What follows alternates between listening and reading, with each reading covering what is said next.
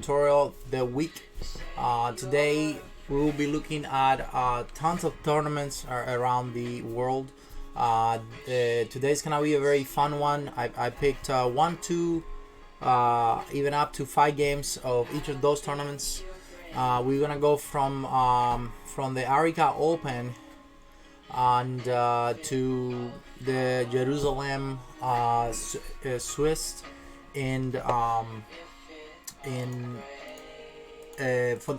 Grand Prix tournament. We're also gonna look into some more the Ukrainian Championship, the Sitges Open. So we're gonna have a very busy, fun schedule ahead today.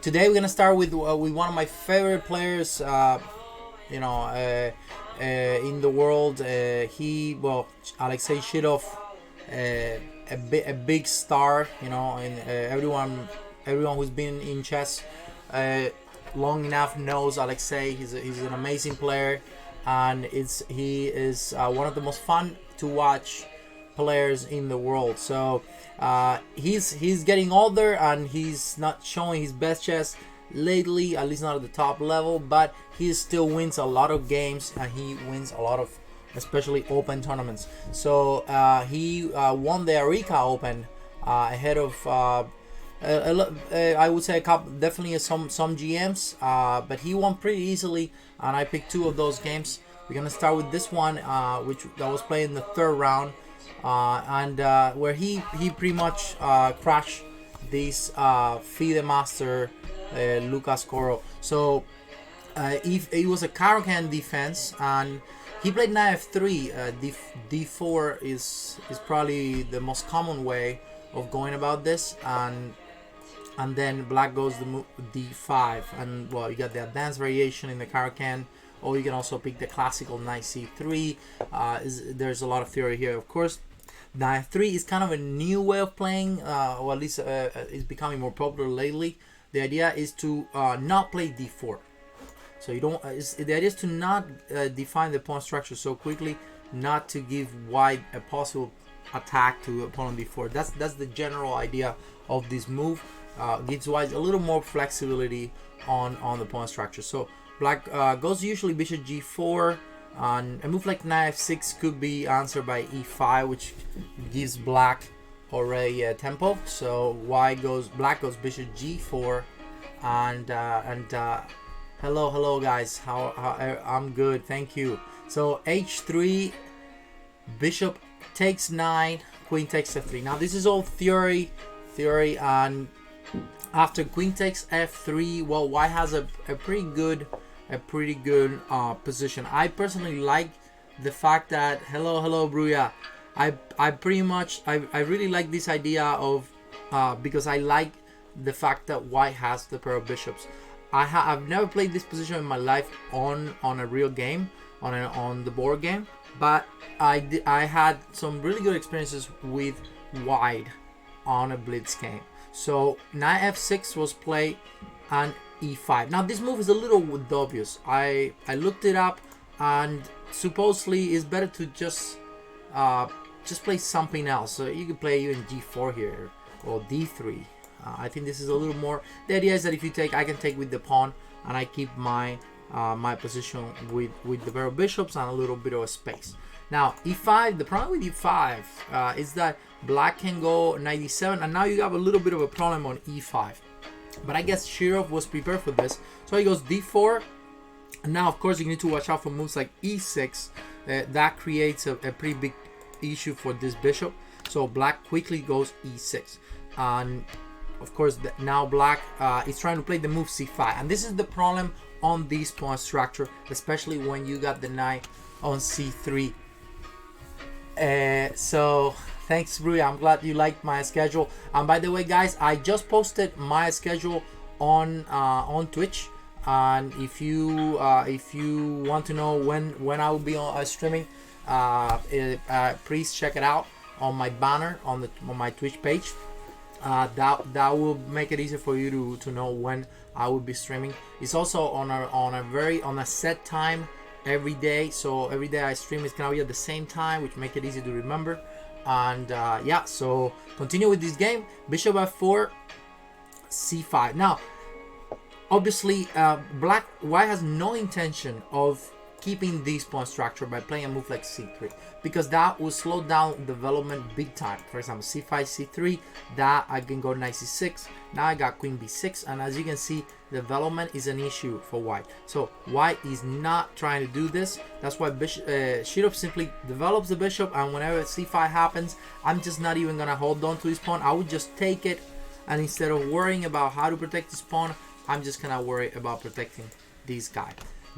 One of my favorite moves on this game is the next move. 100% on Shirov style.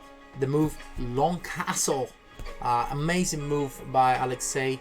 He simply goes long castle, and now white has on real attack, including moves like knight takes d5. You have to watch out for knight takes d5. There's bishop b5. Not even waiting for a short castle. No, I'm just going long castle because I'm Alexei Shirov, and I like to attack, and this is awesome. So this is already getting very interesting. Now knight c6, and a move that you're gonna see a couple of times at least on today's masterclass is this little move h4. h4, usually related to some crazy attacks. A lot of the times these moves don't make any sense, but here's the idea. Well, a couple of ideas. One, I want to try maybe h5, h6, or simply leave the pawn on h5. But the most important idea is to bring this rook into the game. The rook has a better way to get active, and that is on the third rank. Anatoly Karpov was very famous from passing the rooks on the third rank. Almost on every book they mention how, a lot of books show examples of that. And this idea is really good. Why is this so important? Well, you think about it. How can you, first of all, where can you put the bishop? And then where would you put the rook if you want to get it out in another way? It's not going to be as active, because no matter where you put that rook, it's going to be pointing to your own pawns. That is called a closed file. The other one would be this semi-open file, but that will also take a while to open because this pawn is protected by this pawn. So after h4,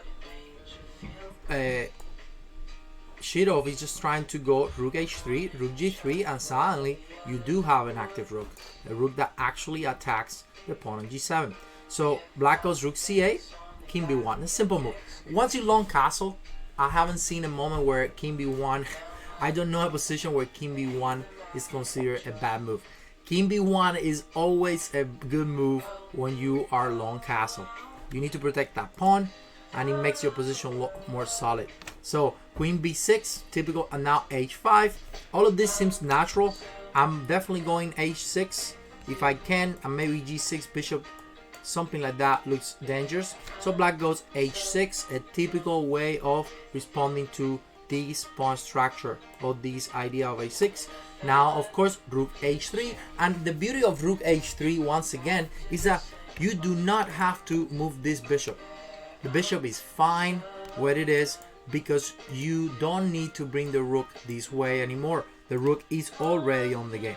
So the next move of this bishop will be an active move if necessary. You don't need to move the bishop anywhere. It's fine there for a while until you figure out where can this bishop be more active. So black goes a6, stops bishop b5, and now queen g4. And again, Shirov is taking care of some activity with the rook. Now there's a lot of tactics here. The first main idea of queen g4, one of them is that now you cannot develop the bishop. The bishop is not coming out anywhere, and because the pawn is hanging. And if you want to play rook g8, well, that would be horrible because then your king is going to stay in the center. That is a problem already for black. There's a big threat though with this move, queen g4. There's this huge pin there to the pawn on e6 because the rook is hanging on c8. So I got this knight takes d5 move that's coming, and now black is in big trouble. How can you stop me from going knight takes d5? Well, you can possibly move the rook, but it's not gonna help you that much because you're not getting active. You're not doing anything, and I might still do it anyway. Another idea is to go the move bishop e3 that you're gonna see later, and black goes knight b4. Now that's a little pushy, and in fact is a big mistake. and you're gonna see why later. First of all, I can actually play a3, kick you, and then I would take the pawn on d5. That was good enough for white to win or to be much better, but no, Shiro found the best possible move because a3 does create some threats like knight takes c2, knight takes d5, and then now the rook. Look at this awesome rook on h3. It's amazing. No, takes care of knight takes a3. This is one of the biggest things about having a rook on the third rank. You can pass it from one side to the other, and then it becomes active because it protects the pawn. You're gonna see a lot of rook passes like this on the Sicilian, and you're gonna see how that rook not only attacks but also defends. So bishop e3 was played by Alexei, and now the things that I'm playing a3 as well, and yes, I am cutting off the rook a little bit, but I'm pinning this knight. So I'm threatening knight takes d5, I'm doing bishop takes 9, and then you cannot take with the bishop because this pawn is hanging. So I'm just making your pieces useless because now you cannot move this knight. So queen a5, of course a3, because this is the knight that is protecting the pawn. If you move the knight back, I would just take the pawn, and I'm just completely winning. I have a pawn and better position. This guy here has nowhere to go. He's gonna have to stay in the center. So knight takes c2, and now bishop takes 9. This move is huge. I mean, you could have done king takes 9, but then black goes knight e4, and then you see this is where you see that black is actually creating some real counterplay on the c file. There are threats like bishop takes, rook takes, knight takes. You don't want that, so why not just get rid of the piece or the one piece that can create issues. So bishop takes 9. Bishop takes only move if black wants to try out something this decent. Rook takes bishop, leave that bishop completely out, and now king takes 9 is an easy piece. 9 up a 9 for nothing, just one pawn is not enough. So bishop takes c5, king takes 9, and now of course d4. This move is good, or at least it seems good, because you're trying to get a score attack. The problem is that this bishop has no good score attack. Black goes knight e4, which is not the most precise move by Shiro, but it's good enough. Queen takes g7 would have been better. First rook f8, and then now knight e4, and of course you get an extra pawn on the way. White goes knight e4, which is also fine. Bishop e7. I know this one thing, bishop takes pawn is bad. Again, the rook comes in very handy. King b1 is easy. Now I'm threatening queen takes, knight f6 check. So black best move here is bishop takes pawn, then king takes bishop, and the problem is that this awesome rook here does an amazing job of defending the king. Now I don't have pawns in front of me, I have a rook in front of me, and that is completely winning because I have a bishop and a knight for just 3 pawns. On top of that, I do have a lot of initiative because I'm doing knight d6 check, queen takes g7, completely losing for black. So black goes bishop e7. This is just a pretty much last trick. Black goes king b1. I'm taking on g7. Queen takes e5. Bishop d3. Simple development. Finally, I figured out what my bishop is gonna do. You cannot go like this because then I go f4. Distraction. You gotta move your queen somewhere random. And finally, the monster rook. I think that the idea of passing the rook on h3 was just the best thing of this game, and it's something you have to consider, guys. Sometimes you don't have to necessarily develop all your pieces if you can find an active way of activating your rook, so of moving your rook. So f5 was played, but then check, and of course this is already completely lost. The moves here are kind of simple, and now you can see how rook g3, the final move of the game. And then black resigned. There's not really much for black to do here, as I can take this pawn. You cannot play e5 because I take this pawn, and then I can go rook e1. All of white pieces are working very well. So I'm just gonna point out one last thing, and that is that again they move h4, not really with the idea of attacking, but with the idea of putting pressure and also defending the king on the other side. Multi-purpose rook. And what I was saying is that sometimes you don't have to follow mechanically the way you develop in the opening. Sometimes you can leave the bishop here, because you see, if you put the bishop here, it does the exactly same thing that it does if you put it here. So why not activate the rook to a better place? If you try to do this by playing the move like bishop e2, for example, and we follow the exact same game, you notice how it makes it a lot harder for you to make a move like this. So a great game by Alexei Shirov that shows some coming back and possibly breaking 2700 again. He actually won a second game, which was even better, and he played my favorite French, my favorite way to play against the French, the advanced French. So Shirov is killing it, and actually Shirov is one of the reasons why I play the advanced French. And if you follow my my Twitch or YouTube, you're gonna see that I play the French advanced in almost every game. I became a GM playing the French advanced. So this game means a lot to me because I was actually looking at this line the other day, and it was because I couldn't find a way to play well against it. Well, this game is gonna show you how to play. So Black plays the classic way of French advanced, but not really. Usually you're gonna find more games on the database with knight c6, and but then Black doesn't go knight c6, and you're gonna see that 1 second, and then so yeah, the reason why well, knight c6 is the usual way, and then before, and then the position goes on. There's also like GT Kaspi mentioned c4. Yeah, there's also the c4 idea that is pretty good and very interesting. But okay, this is another line. We're gonna concentrate on this line and this idea. Bishop b5. Christian Cruz from Peru. He's a very solid player, and he goes bishop b5. The idea of bishop b5 makes a lot of sense. What is one of, if not the biggest problems for any French defense position?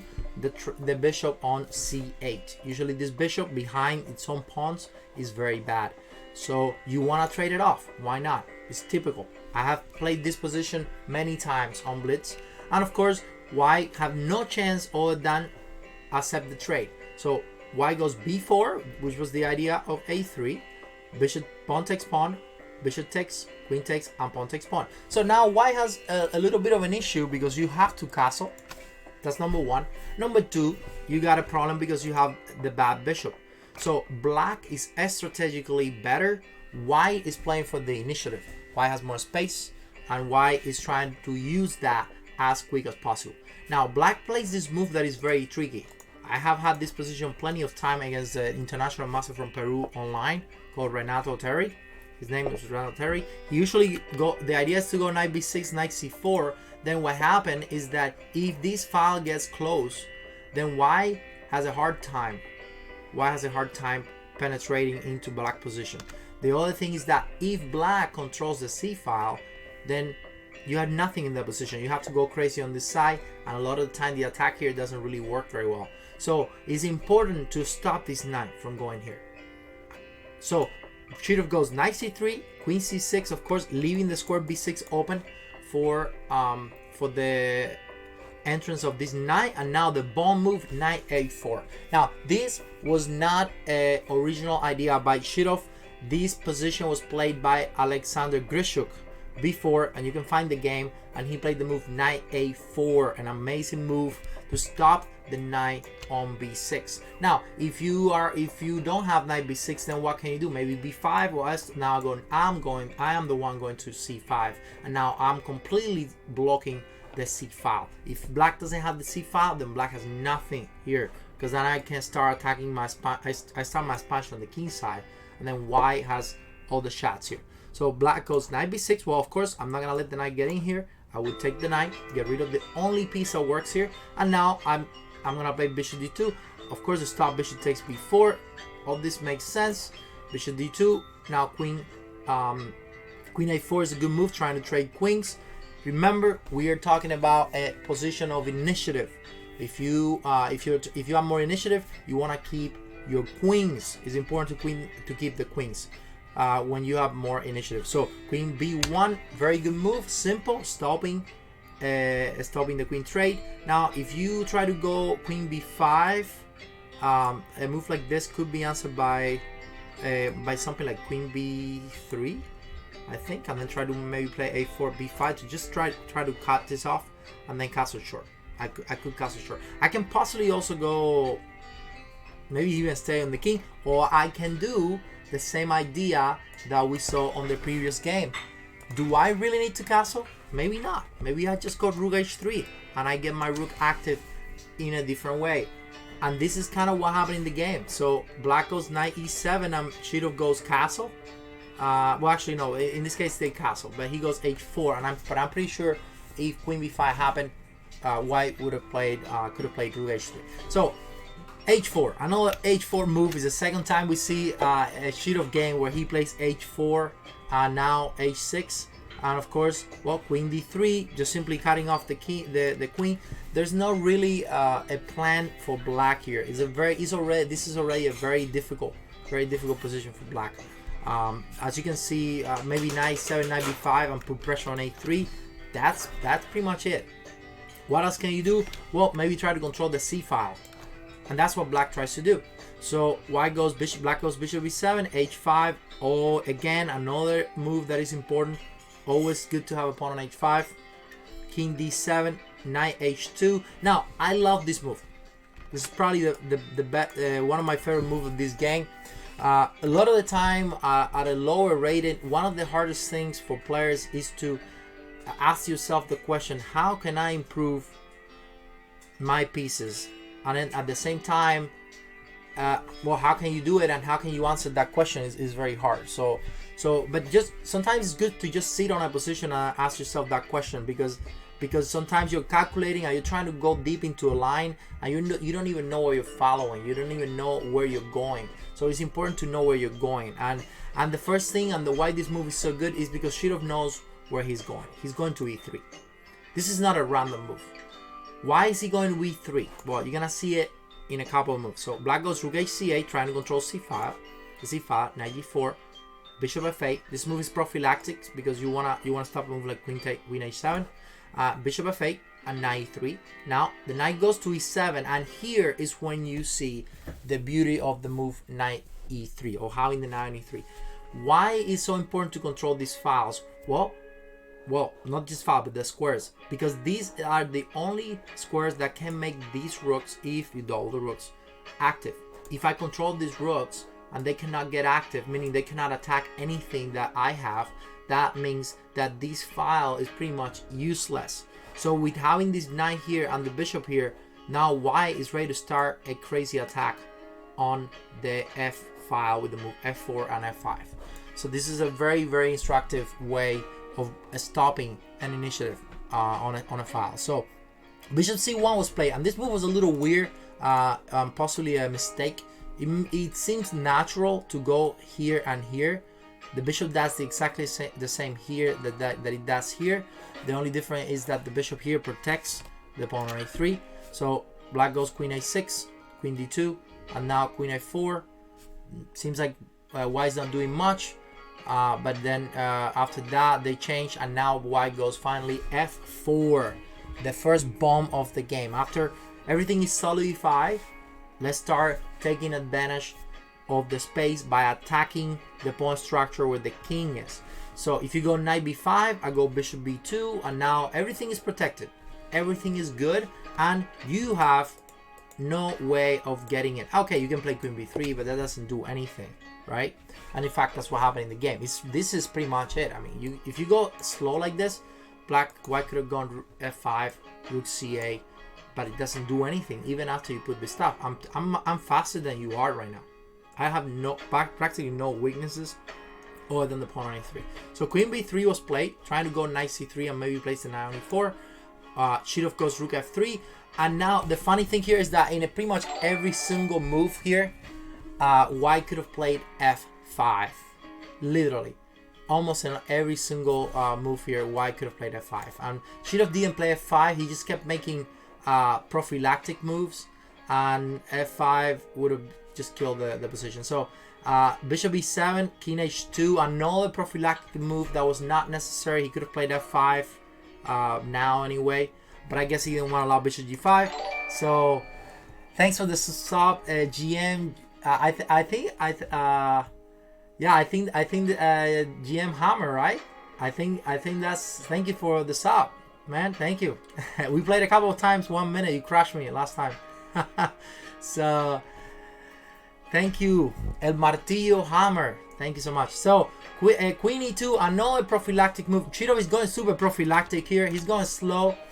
He's going slow because he doesn't really have to rush. It's hard for black to create any counterplay here. So he goes Queen E2, and then now finally black goes a little crazy with Knight C3, and Bishop takes Knight, Rook takes C3, and look what's just happened. This is important because black just gave away the only piece that could actually damage white position. So Knight C3, Bishop takes Knight, Rook takes Bishop, and now finally, and now black is just completely lost. This Queen E2 move that Chidov did finish the game with some insane tactics. Queen B5 check is kind of obvious, but not so much. King C8, and now the super bomb. Knight takes D5, boom, and black is completely lost. But the tactic behind is what makes it even more beautiful. The game didn't go that way, but if black goes pawn takes Knight, you might think, oh wait, Rook takes Rook, Queen takes Rook, but then the Queen takes Rook, and then Queen takes Rook, white is lost because Queen E8 check, or at least not lost, but it definitely creates some probably slightly better for black. Maybe white has some checks, some drawing ideas, not much. Maybe I think it should be a draw because this pawn, but no, that's not good. Look at the bomb here. Rook C1, and that move, insanely amazing move by Chidov, pretty much wins the game, and that did not happen in the game. I think although Christian saw this and decided not to go for it, and this insane move. Look at the pins, right? There's like 50 different pins on that position, and I wish that would have been the end of the game, but that was not. So after Knight takes D5, white goes Rook takes F3, and now the intermediate move Queen E8, finishing pretty much the game. Bishop D8, Rook C1, and then black resign. Amazing game by Chidov. Really being truthful to his style and killing. There's not much here to do. You can possibly go Rook C1 maybe, but after King B8, Queen takes Bishop, I think this is practically mate. Maybe you have a couple of checks. Actually, maybe, yeah, Rook H3. Wait, Rook H3 pawn takes. Maybe not. Maybe, wait, no, Queen B6. I'm crazy. Queen B6, of course. Queen B6, and it's mate somewhere here. Oh yeah, King B8, Rook C8, King takes, and Queen C7. So that's pretty much it. Old school Chidov. Very good stuff. Fire on the board. Yeah, you should check that book. Very nice game by Chidov, who completely killed it and won the tournament. So congratulations to Alexei for showing off some really good fire on the board here. And from that, we're gonna jump into Ukraine. Last week, we talked about the Ukrainian Championship, how Shetun Belyak not only won the World Junior Championship, but he also won the Ukrainian Championship. So he's having an amazing year, and definitely one of those stars that, you know, Ukraine is always making new good players. Well, he's definitely, I think, the new superstar in Ukraine. So you should definitely follow him, and because I feel like we're probably gonna see the next 2700 if he keeps playing the way he's been playing. I mean, he's beating guys with 2600 plus relatively easily. This game was not against the 2600, but I thought it was a really cool game. He beat a 2480, almost a GM here, and very easily. And I really like this because it was a French kind of boring, but I want to show you this because I want to show you what not to do against the French, or at least not against this position. So black goes knight d7. This is all theoretical. There's a million games in the database. Bishop b7, Queen d2, a6, and now black makes what I consider a big mistake. White goes castle. Now this, if you are a computer, you're probably gonna be okay, but as a human being, I consider castle a pretty big mistake, and you're gonna see why later. Usually here you go bishop b2, and in fact you try to castle short because the expansion on this of these pawns here, it becomes a lot more dangerous when you have when your king is on this side. So why would you go into the fire? No, I would try to go away from the fire, right? Well, that's not what this guy did. He goes castle, then now Shetumbila goes c4, and I don't know how you're gonna stop this thing here. This is pretty bad for white. So now f5 makes sense, try to break in the center, but what are you actually doing? Not much neither. Pawn takes pawn doesn't really help. So black goes b5 and leaving things the way they are. You don't want to take this pawn, of course, because the pawn on d5 is hanging. So b5, pawn takes pawn, king b1 makes sense. Always king b1 is a good move. And black goes knight b6, white to stop knight 4 after b4. So far so good, but you can see how hard it is for white to create anything here. This bishop is kind of stuck in there. Best place it can go is e2. White maybe have some knight g5s, but that doesn't really do anything. I can leave it there, continue my attack. White goes knight e2, which makes sense, but then b4. So what can I do here? Well, possibly knight 4. I got c3. I mean, I take black here. I can probably stay in the center, I'll be okay with it. So queen e1 was played, another prophylactic move to stop c3 with the tempo. If you play c3 now, I might play b3. I would still think that position is good because you got ideas like this, which actually happen in the game. So castle, he finally castle, rook ba, b3, and bishop d7. I'm going fast here, a little fast here, because there's a lot more games I want to show you, and because all of these moves are kind of natural. They're developing, putting the rook on the b file to try to play b3, and this makes sense. Knight f4, but now I want to take a little break here because the next move is extremely important, and again, it's about improving your pieces, guys. When you don't know what to do on a position, it's a good idea to stop and think about how can I improve. How do you improve, let's say, a knight, which is the case now? Well, find a good square for the knight. That's the first step. Otherwise, you don't even know what you're doing. You're calculating, you're trying to make up something, but you don't know where it's your goal. You don't know where you're going, and that can be a big problem. Because what a lot of the time happens is that you end up making 5 moves and realize that your entire idea was wrong. So make sure you find that good square, that good plan, and then you follow up with tactics. Okay, so the best move here, well, if I'm looking at how to improve my pieces, I would definitely like to put my knight in one of these 2 squares. That makes sense. A lot of times that seems slow, but that's what it is. That's just chess. So he goes knight a7, which I think is a very nice move, trying to bring that knight slowly to the square it's supposed to be. So he goes knight g5, another good move. I mean, white is trying hard to get something here, but it doesn't matter. I could possibly go queen ca, play a little slow. And maybe white I don't know, white can probably go queen e2 and then try to go here. I still don't see anything clear, but no, black doesn't have time for that. So black goes boom, rook takes 9. Amazing move by Shetumbeliak, getting rid of the only threat, the pawn on e6, and speeding up the process of getting to c3. And I'm probably gonna get that rook anyway whenever I want. So he just got rid of the one piece that was creating some counterplay. Rook h3 was played. Then now the move a6, another awesome move, just kicking the knight and possibly taking the knight, depending on what happened in the game. Now if of course if knight c3, rook takes knight, pawn takes, would have given white a little bit of a break. I think this would have been fine anyway.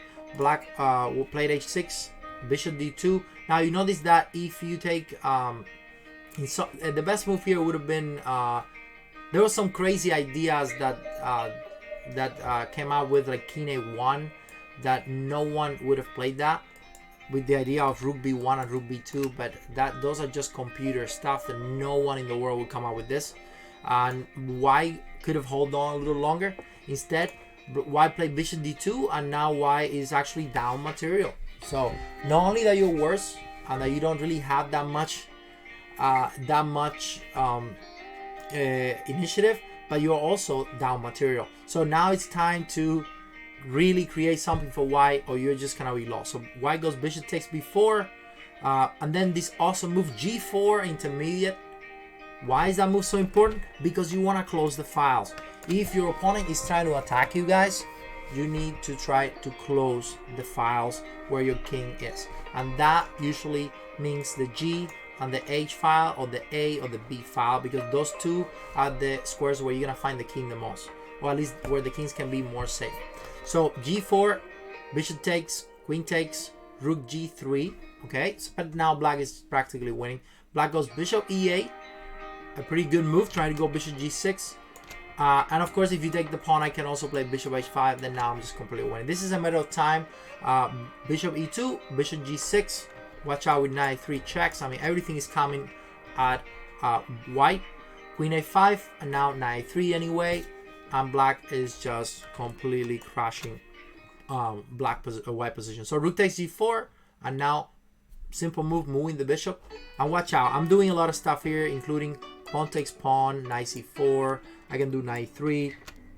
I don't know. So rook F4, knight 3 happened, and then black is just completely winning. So queen takes pawn, knight takes rook, and the game lasted 2 more moves.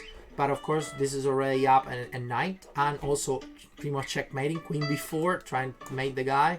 Rook takes bishop, and now white is up a rook. Queen A7, finally queen D2, and then white resign. So a very nice game by Shatum Bialiak. You should check it out. But I think the key ideas of this game to take with you is that never castle long on a French of this type, because black will play the move C4. In fact, black can play the move C4 even if you castle short. So why would you go into the fire?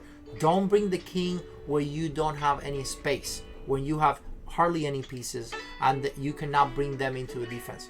That was one. The other one is how to improve your pieces, guys. This move was amazing. Knight A7, how to create a better place for your pieces.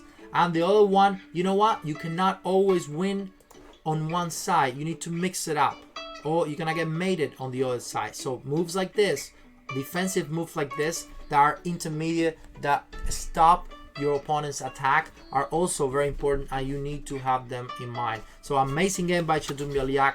Congratulations on winning the Ukrainian Championship and on winning the World Junior as well. So moving on to the next tournament, we're gonna go to Jerusalem, where we're gonna have and some really amazing games. We talked about Jerusalem, the FIDE Grand Prix last week, but we talked about the first first 2-3 matches. Today we're gonna be talking about the 2 final matches between Navarra Weiji. Weiji won the match, and then Weiji lost in the final with Nepomniachtchi, and Nepomniachtchi ended up winning the entire championship. We dedicated most of the last week's section to Nepomniachtchi, and we're gonna be seeing only one game of his, actually 2 games of his from these 2 matches that we're gonna be talking today. So Navarra Weiji, this game was awesome. I love this game from the beginning all the way to the end. I played the Grunfeld myself, and the game was just pretty cool. So they went for a Grunfeld, and I'm gonna go relatively quickly, but the Queen B3 move is one of the probably the most popular lines nowadays. White goes Queen B3, and the idea is to take over the space. So white wants to use the pawn takes, queen takes, and then go E4 directly. Now you could play C6, but that leaves you a little behind with bishop G5. White really annoys the black position. So you end up possibly taking the pawn anyway, and then you just lost the tempo in the opening. So D takes C4 is the most active way to play. This is a good time for you to use the fact that the bishop cannot take on C4.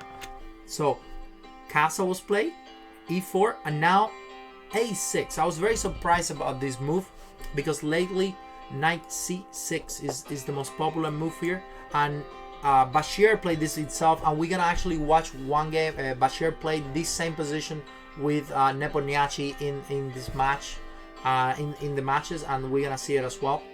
And White won actually on that game.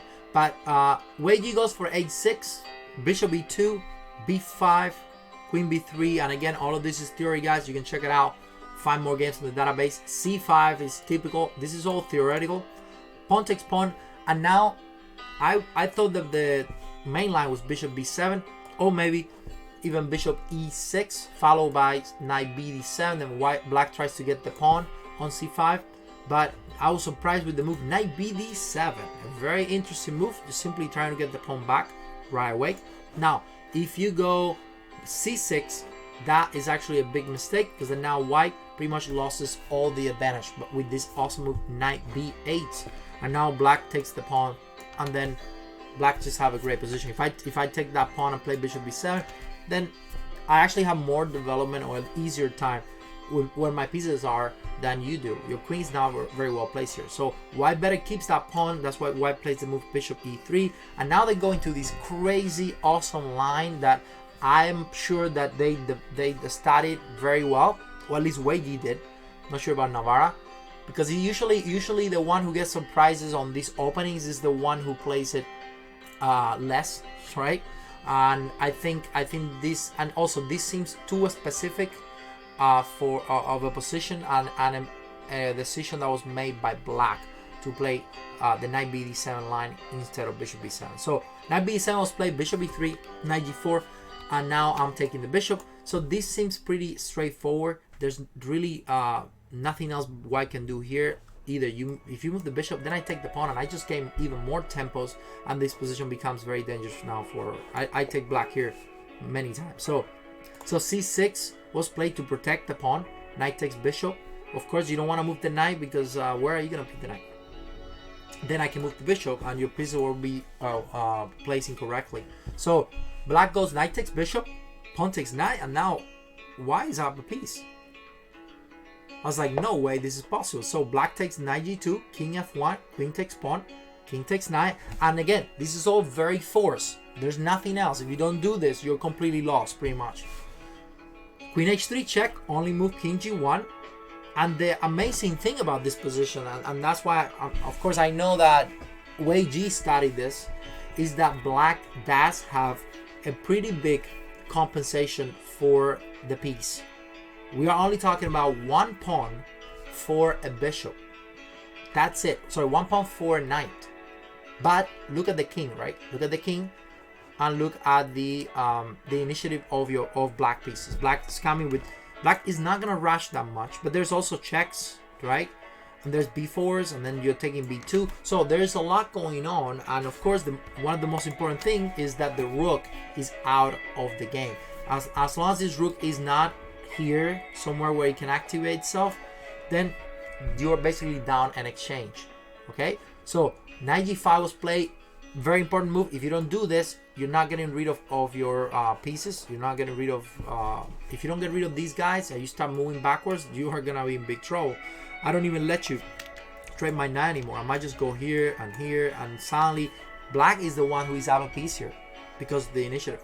So white goes knight g5, very good move. Queen h4, knight takes pawn, knight takes bishop, pawn takes. Now I'm checkmating you on f2. What are you gonna do? Rook f1? Oh wait, it's made on g5. You have to take the pawn on e6. After this, you have to take the pawn e6 with check, king h1, and now at least you have the move queen g4. If I try to go queen g5, so Navarra played rook f1, and of course queen g5 will be a blunder. So I go queen g4 and I get a tempo, and now I can even mix moves like h4, h5, something like that. Try to attack and bring my rook into the game.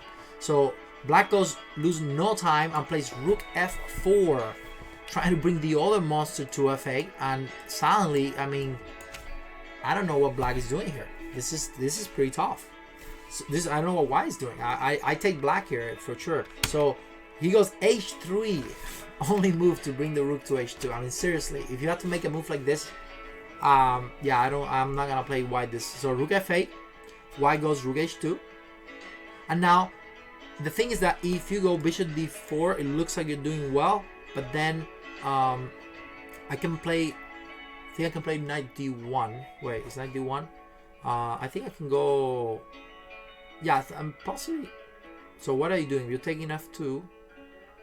I think I can possibly go maybe even king h1, just kind of a waiting move. But okay, that will be another game. This one takes the knight, but then gets the bishop back. So basically, why didn't make any big mistakes? Why follow theory all the way, pretty much until now, and why I think pretty much played all the best moves, and suddenly why is actually worse here. lost the piece. Look at the rook on h2. Look at the rook on f1. So white is trying to survive here, and indeed Navarra did survive, but it was a very instructive endgame, and we're gonna get there. But queen takes pawn, rook queen e4. Black is slightly better, almost clear advantage. But unfortunately I'm gonna go quickly until we get to the actual endgame, where black gets the pawn. Okay, so finally, after all this craziness, they get into this endgame that is better for black. But no, look at this move, rook h1, amazing move, bringing the rook into the game. But more importantly, getting into this endgame that is practically a theoretical draw. Okay, you can lose it, but if white plays correctly, it should be a fairly easy draw. Black goes king f6, rook h1, and then black pushed and tried for, but you see the rook is too active, and there's no way to create any trades that will benefit black's position. Like, for example, if you can trade this guy for this guy, that would be great, because then you have a pass pawn. But how are you gonna do that? Well, you can do that by maybe trading this guy for this guy, then trade this guy for this guy, but then you're only left with one pass pawn. It's not enough to win. So they go rook f6, and they play this position for a long time. I'm not gonna go through the entire thing, but I want to put the final monster move of move 50, where black goes h4. After, this rook is extremely important here, guys. For those of you who haven't checked my YouTube channel, I did a masterclass on rook endgames and king endgames, and I just finished uploading my first part of it, which is the king endgame and king endgame 1. You can now find it on YouTube, and then I will be uploading later today my rook endgame masterclass. So you should definitely check it out, and so you guys can see the whole thing, and then you're gonna see some of this concept that I'm talking about rook activity, and how you can apply that onto not only some of the theoretical games, but also into some of the more practical games that I gave on those two videos. So anyway, this is a very awesome. I wish I have seen this game before I did the masterclass, because this is a really nice move that Wei Ji play f3. So he's like, I'm done. I'm tired of waiting. He could have waited. He could have played a move like rook e8. There's nothing wrong with rook e8. I'm just wait there. That position is draw. There's no way to improve, because the king can never get active. And as you will see on my masterclass, most of the time you can never win a rook endgame if you don't use your king. So if you cannot use your king, the endgame is gonna end up in a draw. So after f3, but still I love f3 because it just defines the position. He knows what he's doing. Pawn takes pawn is the only move, because rook takes f3. I go rook f8, and now we get into another draw endgame. This is a theoretical draw, and this one was not mentioned on the king endgame, but now I am. White can just hang around here, and there's no way for black to improve, because if you go up, you might actually lose the game. So you cannot do that, and you can never make progress. As if you play g4, I take, and now I'm also on the square, so there's nothing for you to do. It's a rook pawn. So f3, an amazing move by Wei Ji, which basically proved that this endgame is draw no matter what. Now pawn takes pawn, king f2, and then the idea is again the same. I go a little longer, but I end up getting that pawn on f3 as well. So king e7, rook h3, and finally Wei Ji, well, they just basically made a draw. They played for a little longer, but they just played because I guess they just wanted to play a little longer, but it was a draw. So a very nice game all over from the beginning. Very nice theoretical game, very tactical, awesome initiative by Wei Ji, showing some really good preparation, and then also a very nice defense at the end for Navarra. The next game, which was actually the game that won the match, was very short. It was only 27 moves. Very nice game by Wei Ji, completely crushing Navarra. Navarra, I think he got confused in the opening and messed up very quickly. So a very typical way that nowadays people just go b3, bishop b2, knight f3, and they just double fianchetto almost every time. You're gonna find someone like Artemiev playing this almost in every single game at the highest level, and he's a 2750 guy. Pretty awesome. So c5. Now this is the first move that I was a little shocked of seeing. Is usually not the best way you deal with this bishop, right? Because now b7 becomes a little more weak, and d5 becomes a little more weak. A move that you always have to be careful here is the move e4. E4 is coming. There's no way you can stop e4. So if you're gonna deal with e4 and you wanna make this bishop worse, then this is probably not the best move. So I think this is actually the reason why he lost the game later. So knight e5 was played, which is an awesome move, and you're gonna see why. Knight b7, and he goes boom, e4, and now this bishop is a freaking monster. So if you do, look at the trick. So if you do pawn takes pawn, knight takes, and bishop b5 resign, bishop b5 resign. The game is practically over. So that is not fun. Knight f, actually I think knight f6, and I think I can go knight c4, and now I'm doing the same, knight takes and knight e4. So if you play h6, I can just take, and take, or take, whatever, and then boom, knight b6, knight a8. So amazing tactics by Wei Ji, but that did not happen. He plays e4. Of course, now Ara sees this. It's an easy tactic for these guys. Bishop a7, the only move. You don't want to go bishop g7, g6. That would be horrible. Not fun. So the other one could have been knight takes, but then pawn takes bishop would have been also amazing. Then I take the e6 pawn. Then I simply have a very weak pawn on e6.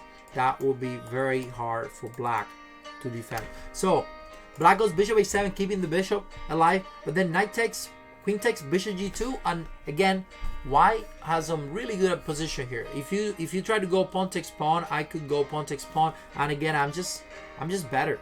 Or I can possibly go bishop takes knight and knight takes e4, but I think the simple pawn takes pawn trying e5, white is obviously way more active here. But the next move after bishop g2 was queen d8, a very suspicious move by Navarro. He wants to somehow protect his knight. It makes no sense to me. Why was he so interesting to protect that knight? I think he was maybe trying to give up the pawn. It is too fancy to my eyes. I would never play a move like queen d8 when I have not finished developing. It just feels unnatural. And he goes queen d8, but then now pawn takes d5, opening the position as you're supposed to do when your king is not castle. Pawn takes pawn. Now if knight takes d5, white can just do castle, and there is a really annoying attack to the pawn on g7, making black position very tough, because now you're gonna have to deal with this in a very uncomfortable way. Maybe with f6, or maybe with rook g8. I mean, this is just bad. You're gonna have to castle maybe long.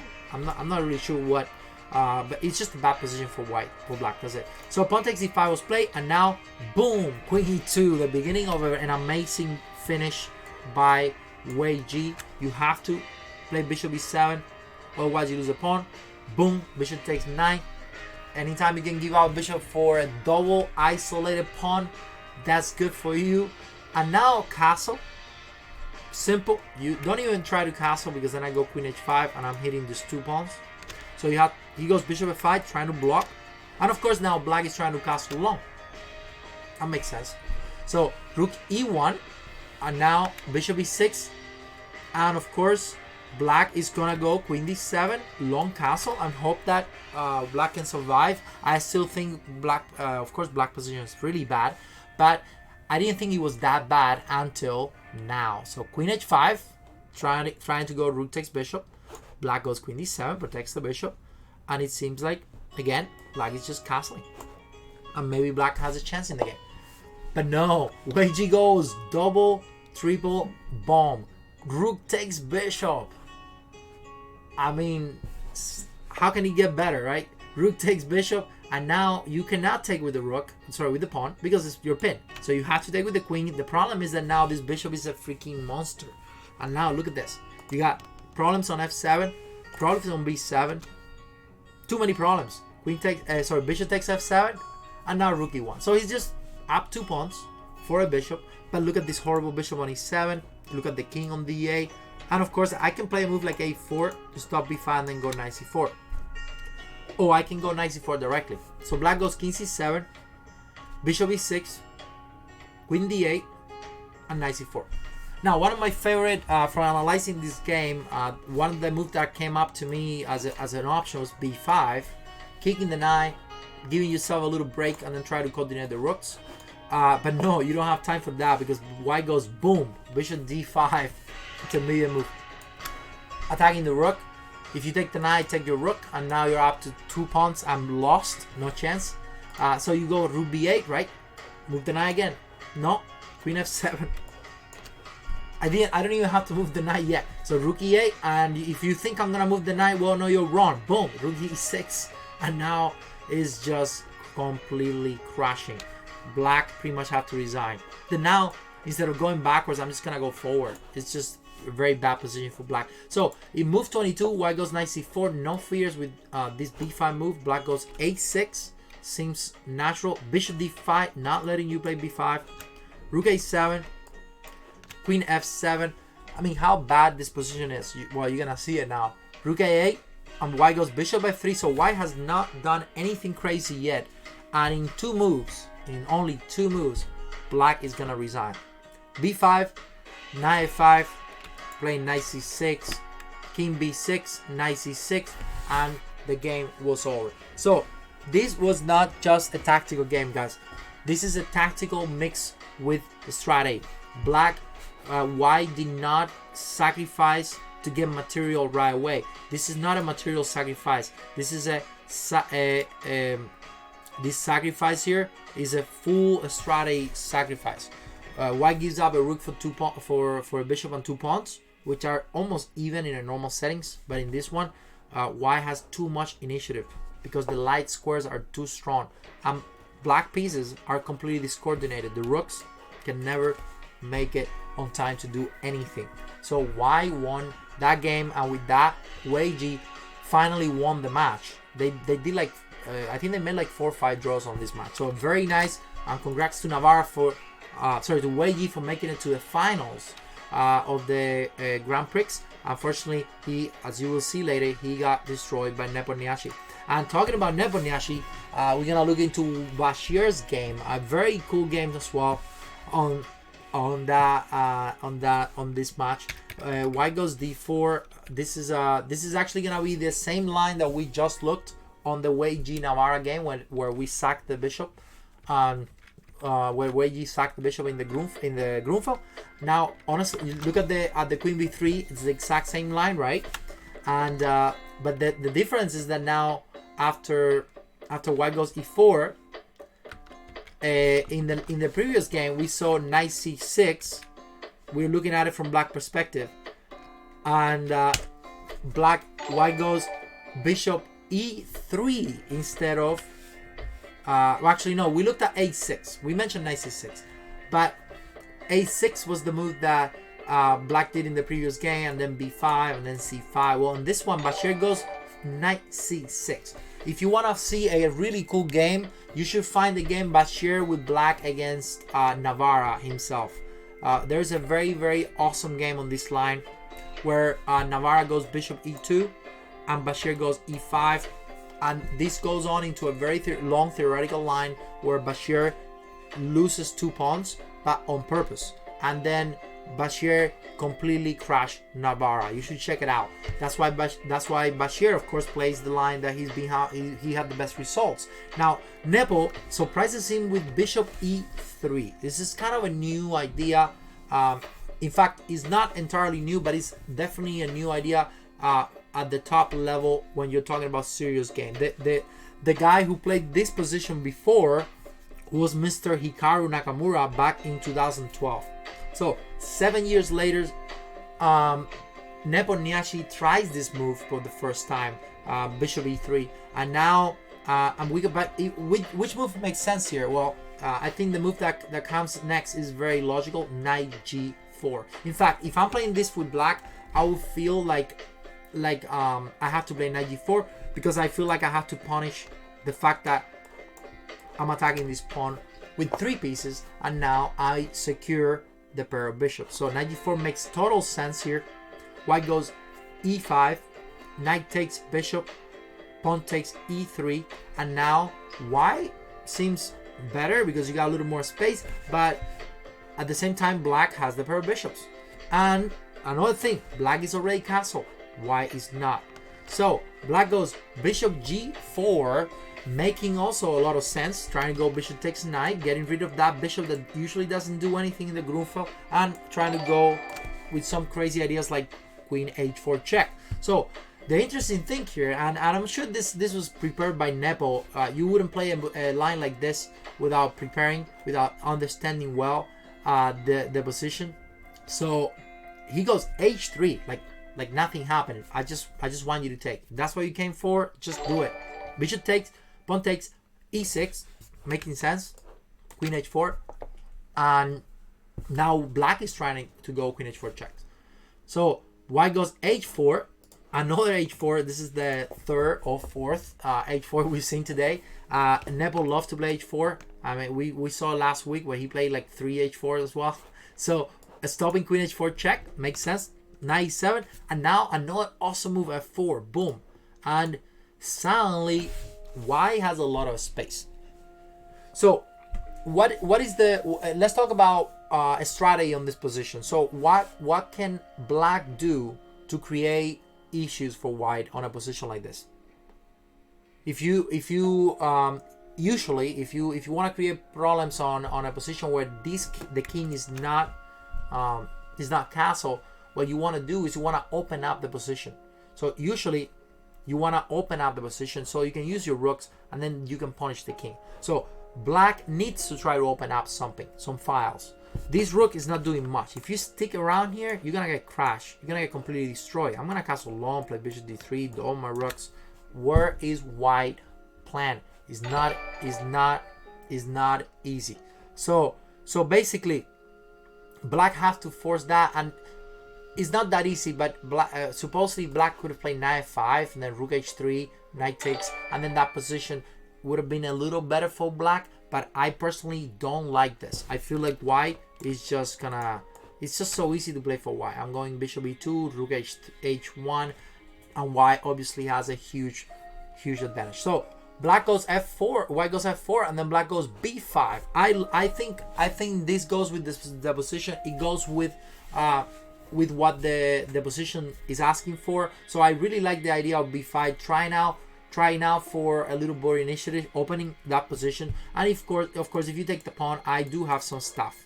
See, I just made one of my rooks active. So, but Nepo ignores that. He keeps the position close.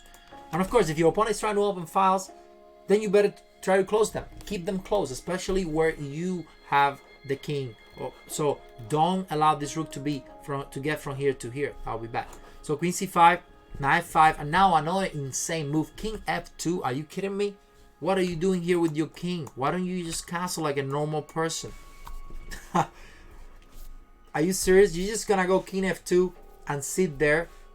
No way. So rook h3. No, this guy has no fears whatsoever. He thinks that, you know what, these pawns here are gonna keep my king safe enough. So king f2, amazing. So f6 was played, which makes also a lot of sense. Why? Because again, I need to open up the king. This is where the king is. I need to open the f file. So he goes rook d1, b4, queen takes b4. He now takes the pawn, rook b8, and also move queen a3. Why would I give up the pawn, right? Simple, but not so simple. Pawn takes pawn. What do you think you would take with? Of course, you're not going to take with the f pawn. That would be horrible, right? You have to take the d pawn, keeping the file where the king is closed. So, not allowing the opening files. Queen e8 was played, and now bishop g2. So after all these fights, it has been a fight about who controls the space. Black is trying to open up the files. White is trying to close them. Why? Because white has more space. If white keeps the position close, then white will win. So, because white has more space. And now this is the moment where Bashir completely goes crazy. He went a little nuts here. I guess he felt how uncomfortable the position was. On top of that, he's up a pawn. He's down a pawn. So, the best move here would have been a5. Very tough move to make. And So knight e4, and now rook b4. This would have been the best shot for Bashir, which again makes sense based on the ideas on the strategy of this position. You want to not only cut off this queen from attacking, from becoming active, but if white wants to get this pawn, I get this guy and I get something. My rook is now way more active than it was here. Okay, so a5 would have been better, but instead Bashir unfortunately goes bishop takes e4, and now he just completely lost, but not so easy. So pawn takes bishop, of course I have to take, otherwise I just lost the free pawn. No, bishop, pawn takes bishop, knight takes h4 check, this core attack, only move king g1, you don't want to go up, that would be a very dangerous position with the king. Knight takes bishop, and incredibly, this is why Nepo won the tournament. He just finds some incredible moves. Knight e4, double exclamation mark, and like the insane tactician he is, he just found the best move on this position. Knight e4, an intermediate move that does an insane job, because one, you're getting knight f6, two, this knight is actually trapped. You cannot go anywhere. So what do I want with this move? I wanna now attack black. I wanna do knight f6. I wanna do queen e6. What do I don't want to allow? Well, if you take the bishop, that would be very bad, because then I go queen c6, you blow e4, and now queen b6, and now suddenly is black the one attacking. Black has a real good attack here. I'm possibly even better, because I'm doing this and I'm taking this pawn, and I will have too many pawns for one knight. Knights are not very good dealing with passed pawns, especially when they're separated by a couple of squares, and if they're connected, even harder. So knight e4, an incredible move, and now black is completely lost. Now this is not the end. Black tries rook da, which is really a good idea, because black is trying to activate the rooks. Now where can this rook go? The only place that this rook can go right now is to d5 or d1. So what do I do? Well, if I trade and black takes, now if I take this knight, again black is getting some compensation, because I'm becoming a little active. I got checks, I got stuff. So what does Nepo does? He goes rook c1, another bomb. He's just incredible. So now I'm going rook takes c7. I have that option, but more than anything, I'm also controlling the 8th rank, which makes black threats almost impossible. On top of that, you are not taking this knight, and I'm also stopping queen c6. So what is your next move, Bashir? I have no idea. So he goes queen b5, possibly the only move to create some type of counterplay here. But then now white doesn't even take the knight, because if you take the knight, again, there are some checks, and now you gotta have to defend. No. I'm gonna use the fact that you have no checks, you have no threats, to go boom, queen e7. Now I am the one attacking you. I'm the one who's gonna mate you if you let me. So if you go only move rook d7, of course rook f7, the rook is hanging, and I also have knight f6, so that will be losing. So you have to go rook d7, then now boom, knight f6, and again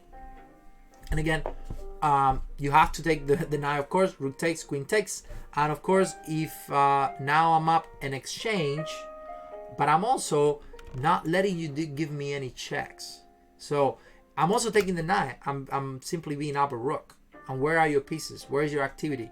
What else can you do here? I'm also playing rook f1, which seems pretty awesome, because this is mate on f8 or mate on f7, h7. So what can you do?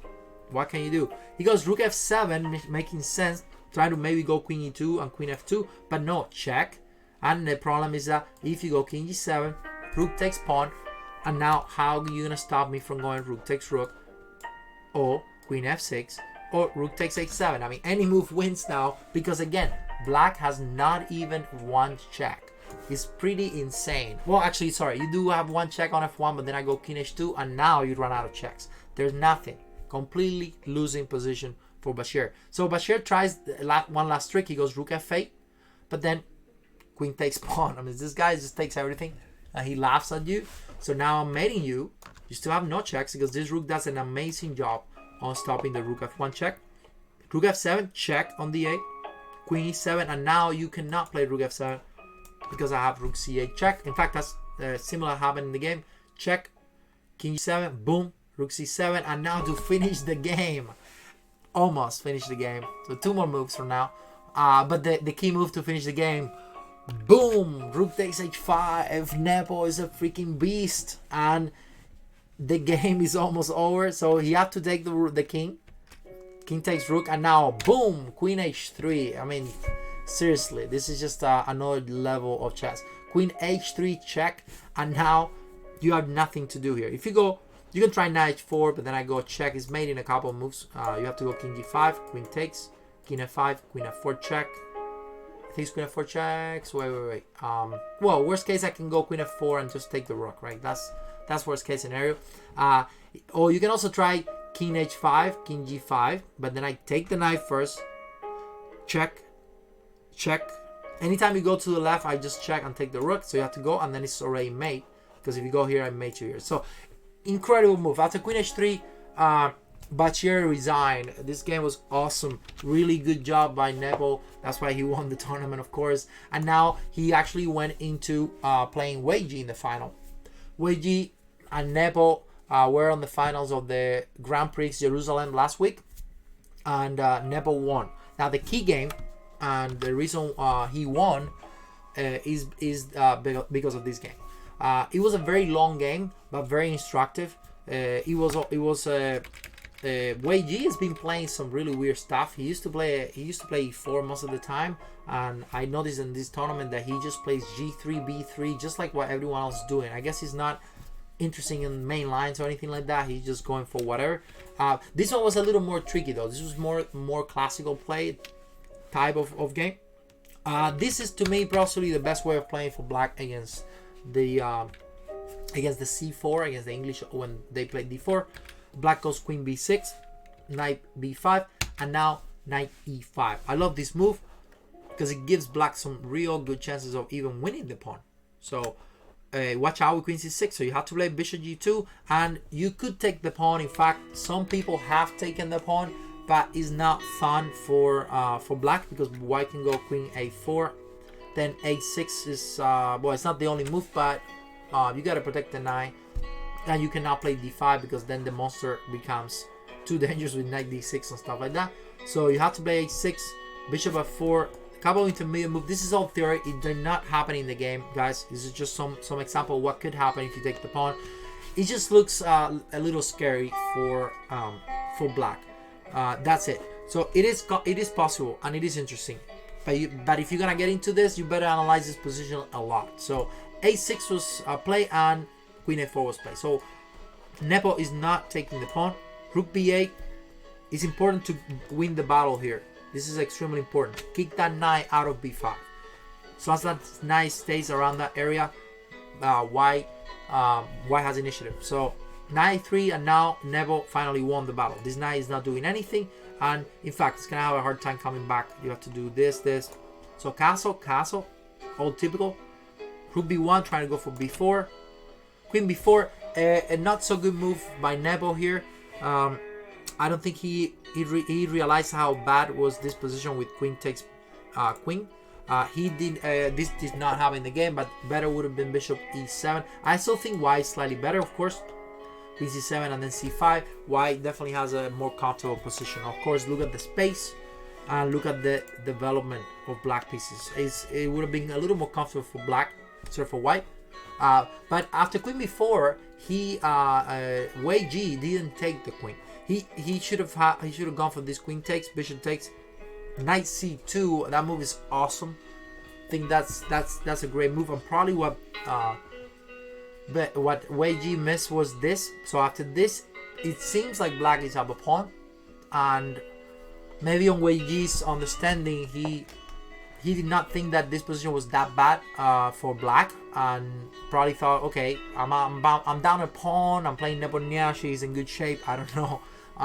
But the move that was crazy is that white has this awesome, amazing move, knight a3, and now you get rid of the knight, and that knight is such an important piece because that's the guy who is holding on to black's position. For example, if you go let's say knight 5, I can go bishop f4, and then against c5 I can make a move like rook b6 or something like that. It was just It just looks very bad for black. So all you got is one pawn. All you got is one pawn. It's not enough for you to deal with these bishops. And then once I get the pawn back, then I'm just way better. So this knight a3 is amazing. I mean, the fact that you have to go to c2, get the bishop, then come back to a3. This could have happened. But as you can see, their position looks pretty bad for black. So better for white if black white could have taken the queen, but white did not. White went back to d1, and after queen d1, black goes d6, and I'm gonna jump quickly into move here into move 24. We basically, they played some moves that were very interesting, but what pretty much happened in the game was that Nepo decided to give up after the opening. Nepo decided to give up the bishop for the knight for the double pawn. So basically, he gets the bishop for the knight, but he also gets double pawns and what seems to be a weak king. Now, what black has stuff here, right? There's weak pawns on the a2, and of course you have a little bit of a minority on this side, which gives black a little more space. But you do have to deal with this. And queen b3, and also have in mind after making the first draw that they make the white, Nepomniachtchi was white on the first game of the match. They drew that game, so this was the second game of the match. Black did not have any intentions of winning, I'm guessing. The game at some point could have been a draw. They could have done a repetition because Nepo was playing black. I mean, why not? Let's make a black, let's draw, and then go to the next game with white. On this type of tournament, it's not a bad strategy. You're playing some of the best players in the world. So rook a8. So Nepo goes, so white goes f4, kicking the knight from the good position that you got. And watch out, because I might play f5. That's very annoying. And then now what do you do? If you play 5, you're leaving me with some really good square on d5. So maybe this looks very dangerous for possibly something that could have happened in the game. But black goes queen a7. Amazing intermediate move that pretty much saved the entire initiative for black. e3, knight d7, and now everything becomes a little more difficult because you also have a little bit of a weakness here, and you don't have the pass queen f3. So if you go knight d7 directly and I take that pawn, say you go knight d7, f5, e5, and I go knight c6, you got this.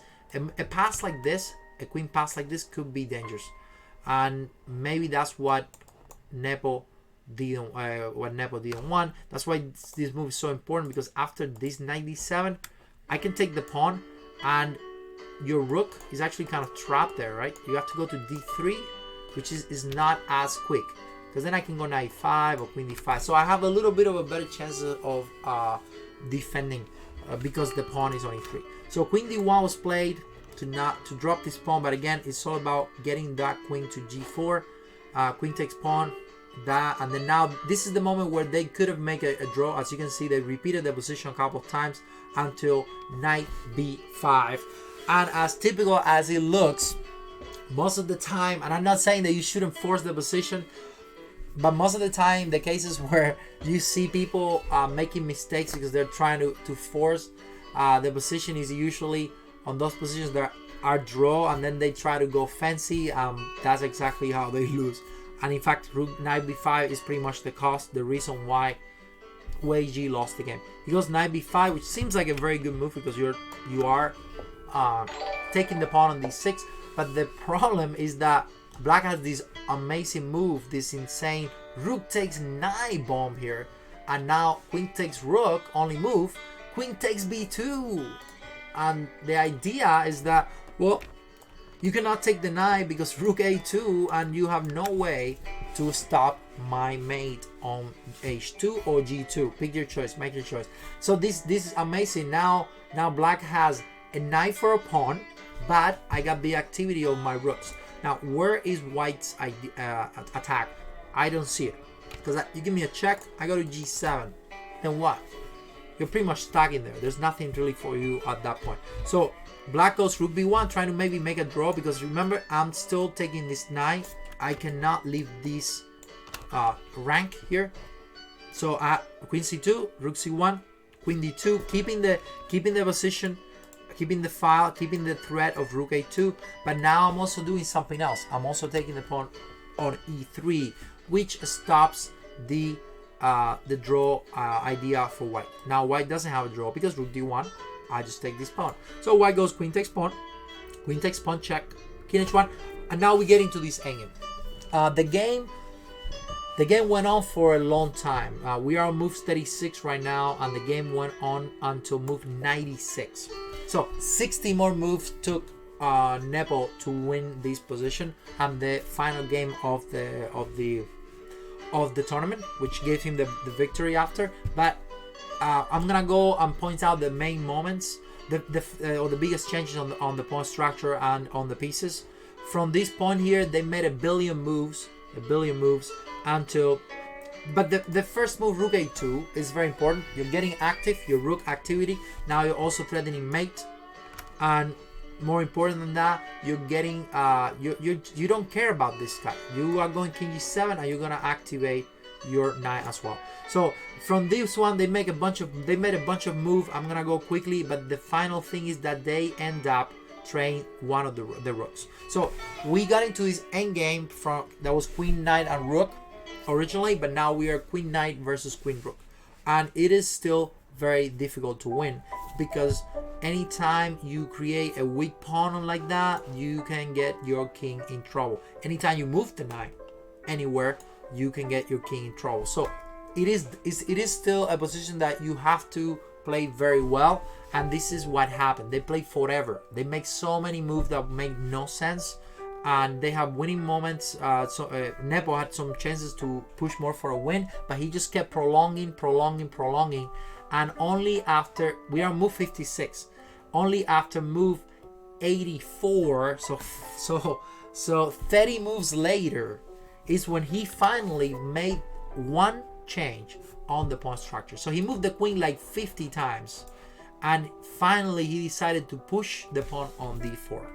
And now black has a little more of a clear shot on what to do here.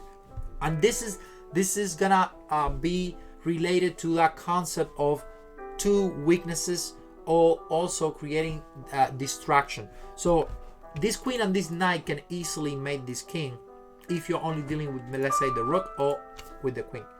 But you can definitely not make the king if white has the queen and the rook protecting the king. So what do you need? You need to distract one of these pieces with this pawn, so that then the queen and the knight will be devastating. That's kind of why this d4 move is so good.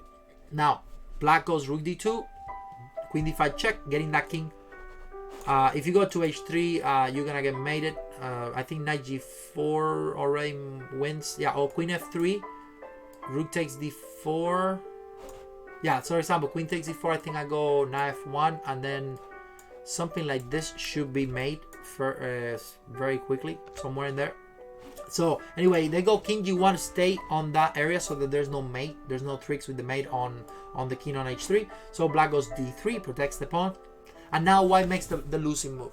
So far here, even after this, black could have hold on a little longer with queen a3, queen d4 here, queen e4. And I mean, this line is long, but the final thing is that black is up a pawn and on a queen endgame where this king is not placed correctly. So black has a chance, but it is actually most likely a draw if white plays perfect. So black goes queen e5, thinking that after the queen trade, well, it is an easy draw. Yes, it is. The problem is that I don't trade the queen here. I let you trade the queen, and now the problem is that you cannot come back. It's too late. I got check and knight e4 coming, and I got knight g4 coming. The thing is that you can never take this queen, because then I do pawn takes, and now I not only have one pass pawn, I got two connected pass pawn. And that idea, this queen e4, is what made Nepo wins the game at the end. So queen takes queen, pawn takes, king f2, knight d5, not letting the king block, and also bringing the other beast pawn on f5 to protect the pawn chain. King e1, king f5, trade that one pawn, and this is already completely losing for Nepo, for Weiji. He loses another pawn, and of course it's a matter of time. He could have done whatever he wants, but After f5, Nepomniachtchi wins, and with this he wins the entire tournament. So again, we talked about his games from the last week, and remember guys, this segment, the week, is I do it every Sunday from 6 to 7:30 p.m. So you should check it out. I talked about all the best tournaments from the previous week, and that way you get an update of who is winning tournaments, who is playing the best chess. And this is we talked about Nepomniachtchi even more on the previous one, on the first 2-3 matches that he played. But congrats again to Nepo for winning an amazing tournament. I love Nepomniachtchi and I love his style. He's one of the best players in the world right now. So from that, we're gonna jump into Someway Sitges. Sitges is a city in Catalonia, Barcelona, near Barcelona. It's actually I think it's part of Girona, I think it's part of Girona, who is one of the cities inside the state of Catalonia, and it's a really amazing, beautiful city. You should definitely go there. I played there way back in 2009 or 2008, and it's a great tournament, very fun. And Ivanchuk, we're gonna start with looking at Vasily Ivanchuk. We talked about Ivanchuk as well last week, because he won 2 very nice games on another tournament. So is it south of Barcelona? Oh, south of Barcelona, maybe. No, I think it's Girona is the actual city. It's called the state. But anyway, I don't remember well. But it's like an hour from Barcelona.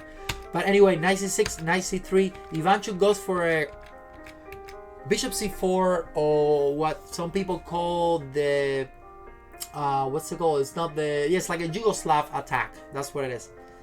Sitges is definitely the name of the city. Yes. So queen b6, knight db5, h6, bishop e3, and now back to d4. So all of this again, opening wise, I don't like to spend that much time on the opening unless it's something that you really need to understand. There's a lot. This game was not rapid, as far as I know. This game was a real long game. This was on the tournament. So e6, castle, bishop b3, normal stuff. You don't want to have the bishop on the c file because the rooks are coming here anyway, so it makes sense. But of course, after you finish developing the typical way, queen d3 is a great move because you want to play queen h3 at some point and then bring that queen into the attack. You want to also coordinate the rooks. So all of this is kind of natural stuff before. Bishop b7, f4, rook, king h1, another prophylactic move. If you see this type of positions, you're gonna see that just like king b1 is good when you long castle, king h1 is pretty much always good on this type of position. So queen d8, rook e1, another awesome move, just simple. Nothing that Ivanchuk have done is special. This is all kind of natural. You're putting the rooks on the files that will likely be open because white is preparing the move e5. So rook e8, queen, and now rook e2. This is the first move that I think is worth mentioning. Rook e2 is not a natural move. It's a very weird move, but it does protect the pawn on g2 and it protects the pawn on c2 in case you need to. This is not a move that you calculate an hour for. This is just a move that you make for prophylactic purposes. At the same time, I don't like the move that much because there is a possible diagonal threat now that you have to deal with. So bishop f5, f8 was played, queen h3, another awesome move because now, well, that's what I was gonna do, but it's not really about any attack here. There's no bishop. If the bishop was here, it would make a lot more sense. But it's not really about that attack here. It's about the fact that you want to have the queen on the side where your attack will be, and now you're freeing your other rooks to use the third rank. We talked about the third rank in the first game of today and how Chirov won because of the third rank. If you missed the first part of the lesson of the master class, you should check it out on YouTube. So make sure you guys subscribe to my YouTube channel after this, so you can not only see this masterclass but also all the masterclass that I've done in the past. I will be uploading them as I do them, so it's a good place it's a good place to watch the videos if you couldn't make it at the usual time. So queen h3, a great move. d5, and this is the first weird, not so good looking moves for Praggnanandhaa. Oh man, that's a long name. This kid, he used to be the youngest. He used to be the youngest GM in the world, or he was at some point the youngest GM in the world. It's really good. Is a really good, very talented, possibly 26,700 in the future. I'm not sure, a way to go. But he played d5, which is a little too early. The best move here would have been a5, and it goes into some crazy lines like knight takes b5, knight takes pawn. Then the idea is to trade the b pawn for the e pawn, and black could have defended. In fact, black could have been even better at this point. But instead, he goes for d5, trying to simplify, trying to break the activity of this bishop, but it doesn't really help much. e5, knight e4, especially because of the next move. Boom, f5. So it's time to finally break on f5. You cannot, I mean, you either have to deal with f6, which is not fun, especially after f6. What are you gonna do? Black is in big trouble. f6. Thanks Bruya for the sub. Thank you for the gifted sub, always helping out. f6 f6 is amazing. f6 is amazing, and of course after you play f6, then white has so much space on the king's side. It's very easy to pass the pieces. So knight c5 was played. This doesn't look to me like a great move. Black should have played knight takes 9, and now you're gonna see, guys, one of probably the most difficult decisions you can possibly make on a position like this, and it will make sense to you after I tell you why. Otherwise it wouldn't. When I looked at this for the first time, I quickly went b takes c3. Why not? Why would I play bishop takes and allow a move like d4 that opens up the diagonal for that bishop? That makes no sense. I want to leave that bishop bad, right, on b7. Well, the problem is that it's not about this bishop. It's about this bishop. So if you do b takes c3, if you do b takes c3, then how in the world are you gonna bring this bishop into this diagonal, which is actually where you want the bishop to be, because you want that bishop to be pointing to h7 at some point in the game. So this would have been a huge mistake, and in fact the position is better for black if you take with the b pawn. But you take with the bishop, and now you can bring the bishop because you go back to d4, you play c3, and then you can play bishop c2, and then the bishop is active.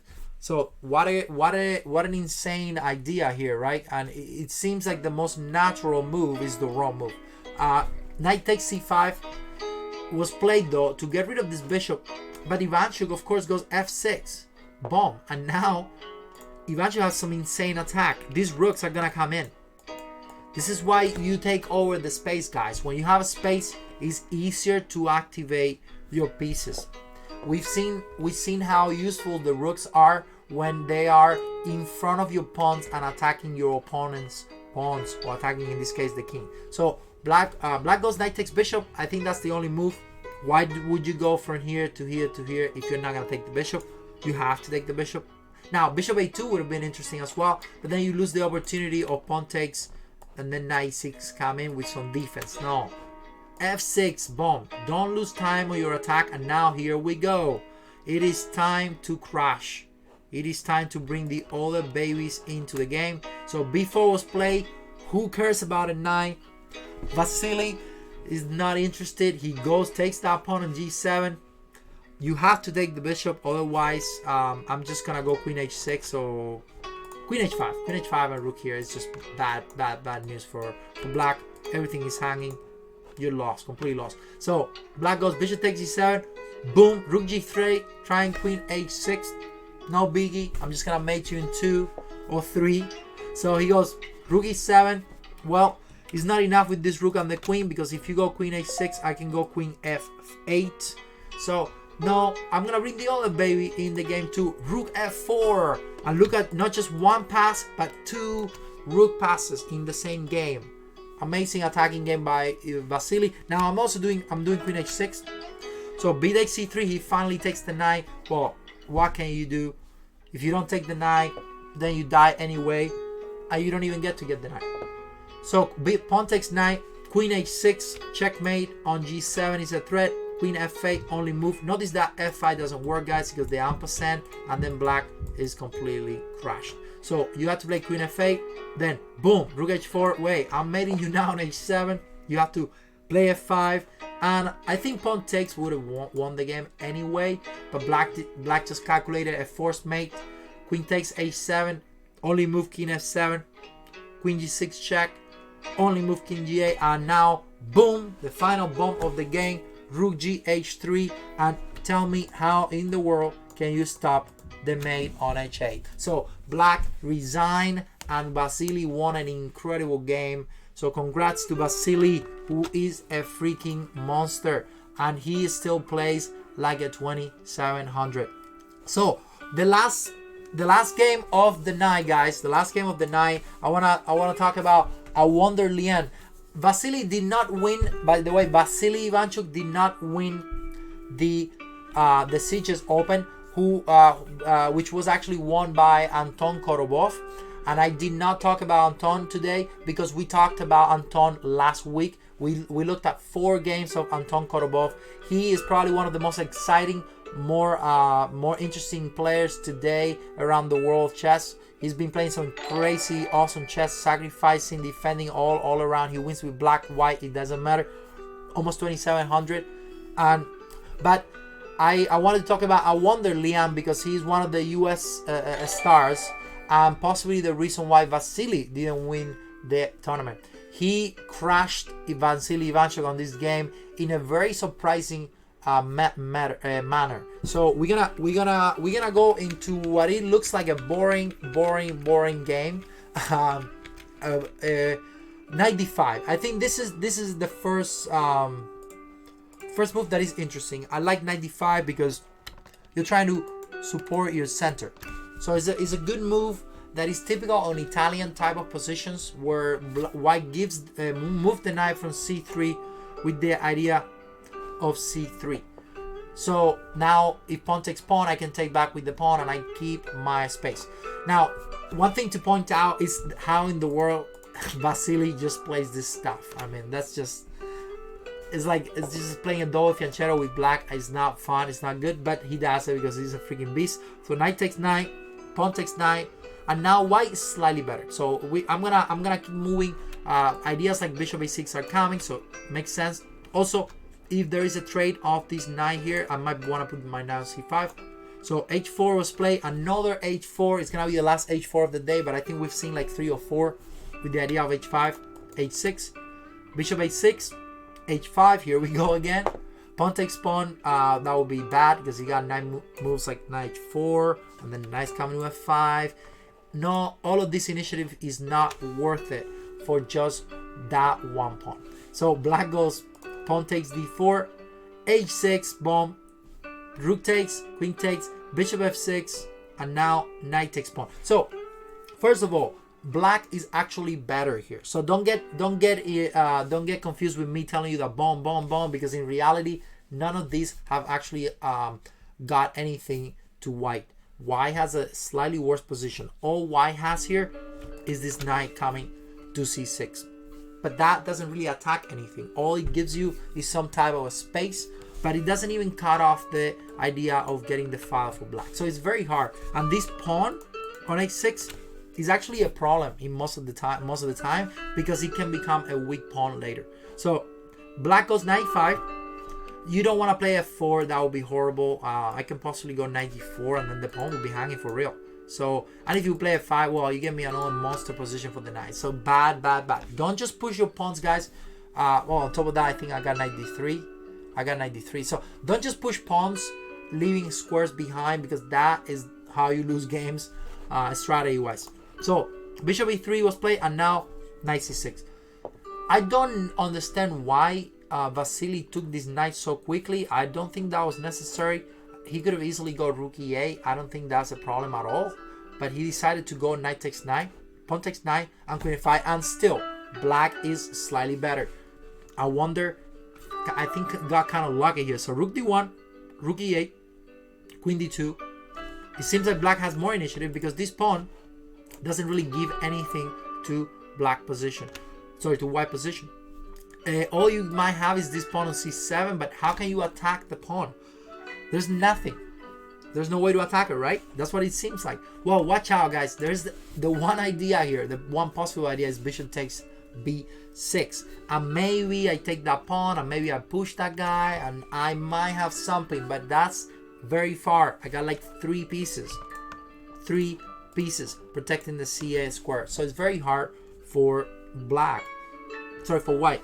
So black goes queen e5, queen c2. All of this seems natural, and now Ivanchuk plays the first move that was not that precise, queen h5, and now black could go. Actually, the best move was bishop ca with some ideas like bishop f5, basically. The bishop comes to f5, and black was slightly better, but probably not enough. It should have been a drawish position. But black goes queen h5, getting a little too fancy, trying to go for the pawn on h6. And now white goes rook d5, rook e5, queen b3. Still nothing for black. Nothing for white, sorry. It's still all very solid. Rook takes rook, I can take back. No big deal. Nothing really. So black goes king fa, rook takes rook, queen takes, and now, so king fa was a big, kind of a big blunder. So rook takes, queen takes, and now white had the, white found the monster move and the reason why he won the game. So, but at the same time, it's really the only thing white has here. I mean, white can possibly go bishop d5 maybe to attack the f7 pawn, but then I go queen e7. Then what? I'm bringing my bishop from being on this diagonal to here, and or even to e6. And it seems to me that any endgame black is gonna be better because these pawns are weak. They're closer. They're closer from to my king than my pawns are to this king. So any endgame here, my king will become more active. Will take the pawns, and then I'm gonna win.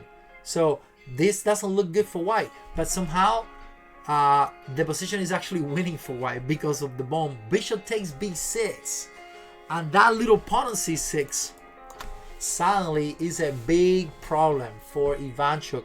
I wonder what the situation of the time was, because it seemed to me like Vasily was just on time trial or something, because he started making some really bad decisions. So he goes pawn takes bishop.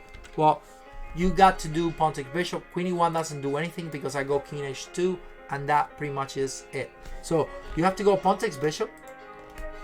And now, of course, queen takes pawn. And, well, maybe Vasily calculated this and he's like, okay, you know what? If you go c7, worst case, I can give up my pawn for the bishop. And maybe I can take another pawn and then I will be about equal. Well, the problem is that how are you going to give up the bishop for the pawn? I'm not going to let you. It's not that simple. So he goes queen b5, okay, queen a7, only move. And I think this is where he stopped maybe, because okay, c7 is coming, but not really. There's no threat. Well, you'll see. He goes bishop g5, double question mark, and the reason that he lost the game. That move was horrible. He was probably thinking the same what I just told you. He's gonna go get this pawn. If you go c7, c8, I will give up bishop for the pawn, and then I can hold on that position that I got. I'm gonna get the same amount of pawns, and maybe if I'm lucky, I will make a draw. I think that's what makes sense. The problem though is that after c7, you have to play queen. Well, you have to. If you play bishop c8, I go queen b8, and how are you gonna stop me from playing bishop b7 or queen takes b? Actually, no, sorry. If this one happened, I go queen a8, and if you go queen d7, I go queen b8. And this is where you see the problem, because now I'm playing bishop b7, and you have no way to stop me from taking your bishop for free. Then I will promote anyway. So you're gonna have to give me the bishop to both bishops if you want to survive. So c7 bomb, and now black plays queen c5. And no, I do not want to take that bishop because queen takes pawn, and then later maybe I get that pawn and I'm equal. No. I want to promote for free. I don't want to even give up the bishop for the pawn. So he goes queen b8, threatening bishop b7, king e7. There's no way to stop it. And now, boom, bishop b7, and that's it, guys. The end of the game. Black resigned after bishop b7 because there is no way to stop the mate the promotion on CA. So amazing game by Wonder. Well, at least not amazing game, but amazing finish with the bishop takes b6. Vasily, I think, got a little crazy. He didn't realize how dangerous the pawn on c6 was. As you can see, he was a lot more dangerous than he expected, and White won the game. So a very nice, congratulations to a Wonder who probably beat one of the few 2700 or almost 2700 players in his life. Very young talent from the US, and also congratulations to Ivanchuk for the first game. But more than anything, congratulations to Anton Korobov, who won the Seychelles Open way ahead of everyone. I think he did like crazy 8 out of 9 or something insane like that, and he beat everyone. He beat a Wonder actually. He beat a Wonder on another fantastic game that you should definitely check it out with Black. Very nice defensive game that you should check out. You should just take all the games from that tournament and just look at Anton Korobov entire tournament. You don't win a tournament like that easy. So congratulations to all of these guys who won those tournaments, who are playing a very exciting game, chess, so we can enjoy their games later in the week. So thank you so much, guys, for watching. Again, make sure you sign up. You follow me here on Twitch, so you know when I will be doing that. I uploaded my schedule on my Twitch page, so you guys can see my schedule. It is on my banner, so if you click on my profile on Twitch, you will see the times where I'll be streaming. I'm doing only once a week this segment, the week, where every time I do it, I will upload it to my YouTube channel, so you guys can also subscribe to my YouTube channel. It's free. And that way you can rewatch this and you can maybe find the games yourself. So thank you so much, guys, for watching, and again, make sure you follow me everywhere, and if you want to subscribe here, that would be awesome. That keeps me going, and it helps the cause. So thank you so much again, and adios muchachos, hasta la vista, bye bye.